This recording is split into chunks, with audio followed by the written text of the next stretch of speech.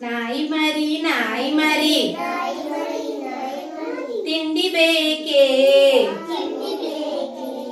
ತಿಂಡಿ ಬೇಕು, ತೀರ್ಥ ಬೇಕು,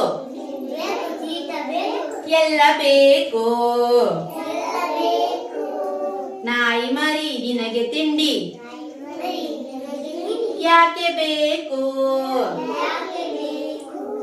ತಿಂದು ಗಟ್ಟಿಯಾಗಿ ಮನೆಯ ಕಾಯಬೇಕು.